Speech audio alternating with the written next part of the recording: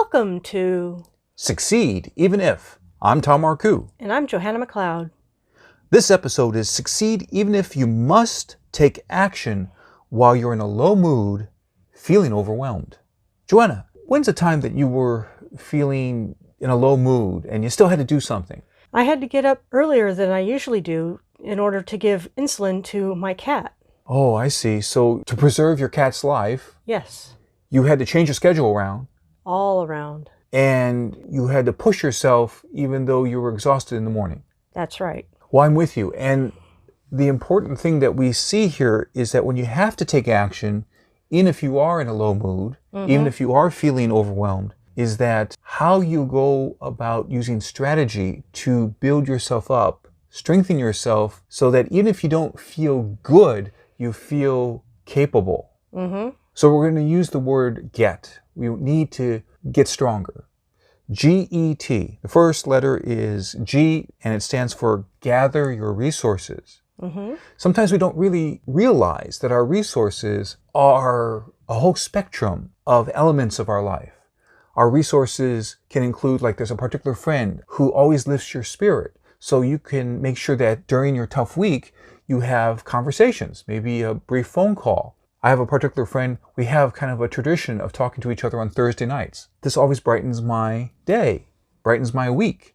And that's one of the resources, to actually step away from work and step away from topics dealing with work and focus on something that's uplifting and see that there's a whole world out there to talk about. There's art and film and enjoyable activities and adventures to talk about, instead of just talking about how are we going to make strides forward with business initiatives. Those things are important, but that's not all of life. When you gather your resources, you look at even taking a daily walk is a resource. It's a resource of renewal, a resource of energy. It's a resource of support for a major resource in your life, which is your body. Our next method begins with E. This is engage repeated activity and recovery. Repeated activity and recovery is so important because we realize that many of us are walking on the edge of total depletion.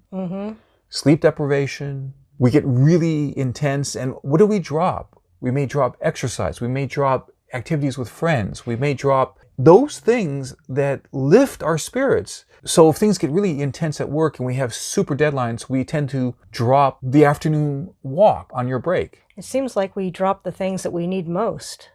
Exactly. And that's not going to be sustainable. That's not going to function.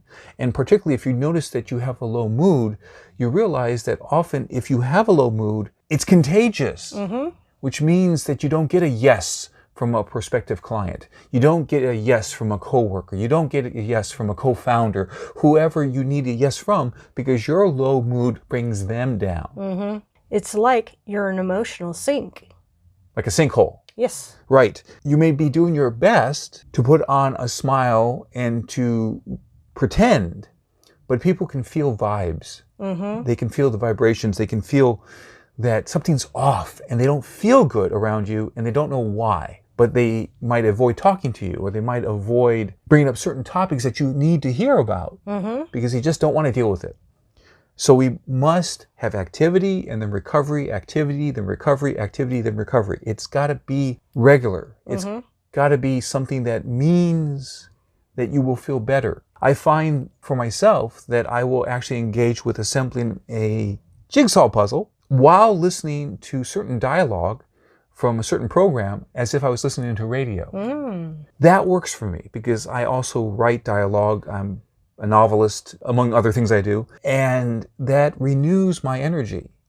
You need to find that individual pattern or routine that brings up your energy. And you need to engage in that repeatedly. And if you're an introvert, then you realize that you need recovery after you have some with people time. If you have some intense meetings in the afternoon, you would need recovery time. Especially you would need some quiet time or recovery time on your own before you go out that evening to a networking event. Activity, recovery, and then the third letter of GET is tune into purpose and a principle. There are times where we just must do certain actions, even if we have a low mood. However, you might say that our mind or our soul, whatever you want to say, notices the whole picture. Mm-hmm. And if you are acting aligned with your purpose, for example, my purpose has always been embodied for decades in this phrase. I help people experience enthusiasm, love, and wisdom to fulfill big dreams. That is my purpose. Sounds like a great purpose. Thank you. And it's been with me for decades. When I'm on purpose, I have a source of energy. I have a source of clarity. I have a source of comfort that I am on my path. I'm aligned with higher power. I'm aligned with goodness of the universe. That gives me some energy. My mood might not be elevated like whoosh. Yeah, mood hasn't caught up yet, huh? Yes, in fact, there's a phrase I say, my spirit's great.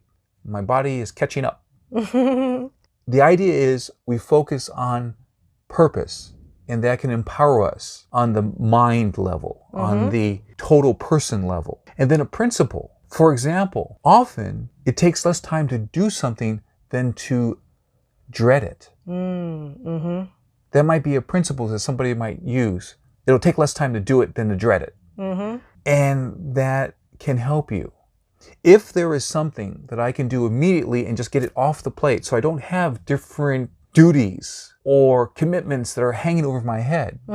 If I say in a conversation on the phone, I'll send that to you, I'll actually aim to send the thing during the conversation, or I will make a commitment. I'll get that out to you within the hour. And the reason why I say hour is because I might not be able to get it done the very next minute after the phone call is done. One time I said, I'll get that out to you within 3 hours, because it was in the middle of the day and I have to be fluid and flexible to see what a team member is bringing to my attention, but I will get it done. And the idea is by getting this thing done, I don't have to worry about it anymore. The old phrase, many authors who have written about time management have said, if you can do it in 2 minutes, just get it done. So you find whatever principle or whatever principles you want to act in alignment with. You do this automatically. And by doing that... Sounds like repetition is key here. Because if it's automatic, you don't even have to make the decision again. You've made the decision once, and therefore you don't need that energy. Something that's been noted with lots of research is that the brain wants to conserve energy. So if you make the decision once, you create a routine, and then you just automatically do things. For example, if you had the automatic plan that when you close a transaction and you say, I'll get the invoice out to you within the next half an hour. If that is your automatic routine, you won't end up with a stack of invoices to send out. And therefore, you won't make mistakes in terms of not having enough money coming in.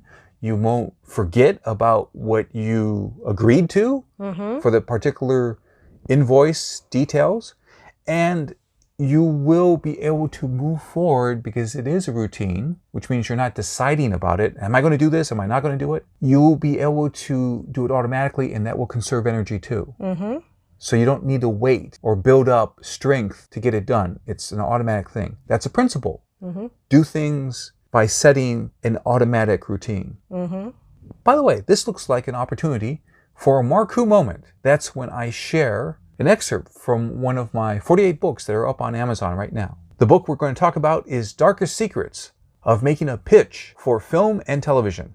The subtitle is How You Can Get a Studio Executive, Producer, Name Actor, or Private Investor to Say Yes to Your Project. Now, this book is one of my favorite books that I've written, and it applies to anybody making a pitch in a number of industries because there are certain principles that apply to any situation in which you are pitching a project, an initiative, a proposal, whatever that is.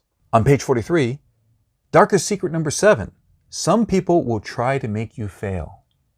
Researchers note that most people demonstrate a natural resistance to new ideas, and resistance in a vile form comes out as a listener trying to make you fail. They'll interrupt you, make you wait in the lobby until you feel small and powerless, or even ridicule what you're saying. Why do people resist? Because they want to assert their autonomy. If someone's new idea pushes on their current biases or even pushes them to get out of inertia to commit to pledge funds, people often feel threatened. Many times you're presenting to someone who has greater wealth and higher status. How do they use that? They demonstrate their power. So another thing I want to share is on page 61. Overcome the 6 rapport breakers and get the audience on your side. Here are the 6 rapport breakers. And I've formed these as questions. Are you talking too much about yourself? Are you using a fake smile? Are you hesitating? Do you lack energy? Are you complaining or telling poor me stories? Have you dressed effectively? So in each of these areas, one can do what is effective and avoid making a mistake, and one can avoid breaking rapport with the person that you're making the pitch to. Mm-hmm. So that's the end of this excerpt from my book, Darkest Secrets of Making a Pitch for Film and Television. The subtitle is How You Can Get a Studio Executive, Producer, Name Actor, or Private Investor to Say Yes to Your Project. So Joanna, I'm curious, what are you going to keep from our conversation? I really like the idea of going back and forth from activity to recovery. Excellent. I agree. It's crucial that we realize that we're like a battery that has to be recharged frequently. Mm-hmm. So you expend energy and you have to recover that energy so that you can then give forth more energy in the next situation. Mm-hmm. Thank you, Joanna. Thank you, Tom. This broadcast is brought to you by Tom's online course at udemy.com. Yes, I'm really excited about my online course. It's called Your Secret Charisma. More confidence and more sales. My other courses include Success Secrets, Confidence and Skills to Handle Toxic People. Another course is Darkest Secrets of Persuasion and Seduction Masters, How to Protect Yourself and Turn the Power to Good. And another course is Darkest Secrets of Film Directing. Click to subscribe to this channel. And then you'll be supporting Johanna, me, and our message. Tom helps people in other ways. As a spoken word strategist and executive coach, I help people really connect and get yes. I help them with their speeches, pitches, video marketing, and networking. And I help them prepare for that crucial life-changing meeting. As you're ready to go to the next step, see special videos, find out about my books and coaching at getthebigyes.com/next step. And so remember, Perform at your best with words, strategy, and rehearsal. for your success.